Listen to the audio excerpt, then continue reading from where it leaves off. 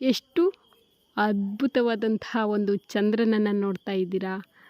ಚಂದ್ರ ಎಷ್ಟು ಪ್ರಕಾಶಮಾನವಾಗಿ ಬೆಳಗ್ತಾ ಇದ್ದಾನೆ, ಎಷ್ಟು ಶೀತಲತೆಯಿಂದ ಚಂದ್ರ ಬೆಳಗ್ತಾ ಇದ್ದಾನೆ. ಅದರ ಪಕ್ಕದಲ್ಲೇ ನೀವು ತೆಂಗಿನ ಮರವನ್ನು ಕೂಡ ಗಮನಿಸ್ಬೋದು.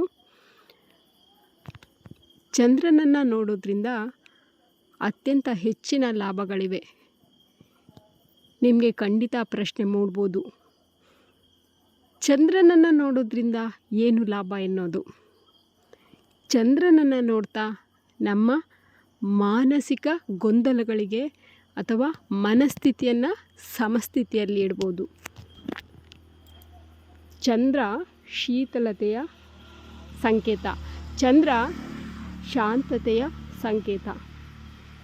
ಈ ಚಂದ್ರನನ್ನು ನೋಡ್ತಾ ನಾವು ಓಂ ಅಕ್ಷರವನ್ನು ಜಪಿಸೋದ್ರಿಂದ ನಮ್ಮ ಆಜ್ಞಾಚಕ್ರವನ್ನು ಹೀಲ್ ಮಾಡ್ಕೋಬೋದು. ಹಾಗೆ ಚಂದ್ರನ ಪ್ರಕಾಶ ಏನಿದೆ, ಆ ಪ್ರಕಾಶದ ತೇಜಸ್ಸು ನಮ್ಮ ಹಣೆಗೆ ಬೀಳುವ ಒಂದು ದೃಶ್ಯವನ್ನು ನಾವು ಕಲ್ಪಿಸಿಕೊಂಡು ನಮ್ಮ ನೆಗೆಟಿವ್ ಎನರ್ಜಿಯನ್ನು ಹೊರಹಾಕ್ಬೋದು. ಹಾಗೆ ಮನಸ್ಸು ಅತ್ಯಂತ ಹೆಚ್ಚು ದುಗುಟ ಅಥವಾ ಗೊಂದಲ ಅಥವಾ ಯಾವುದಾದ್ರೊಂದು ನೋವಿನಲ್ಲಿದ್ದರೂ ಕೂಡ ಆ ಒಂದು ಮನಸ್ಥಿತಿಯನ್ನು ಶಾಂತ ಸ್ಥಿತಿಗೆ ತರುವಂತಹ ಕೆಲಸ ಈ ಚಂದ್ರ ಮಾಡ್ತಾನೆ. ಹಾಗೆ ಇದನ್ನು ಚಂದ್ರನ ಹೀಲಿಂಗ್ ಅಂತ ಕೂಡ ಕರಿಬೋದು. ಚಂದ್ರ ಮನೋಕಾರಕ.